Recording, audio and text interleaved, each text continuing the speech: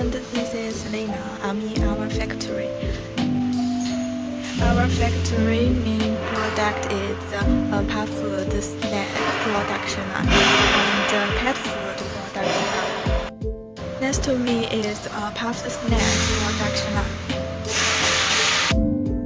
This line can produce the 200 to 250 kilogram per hour.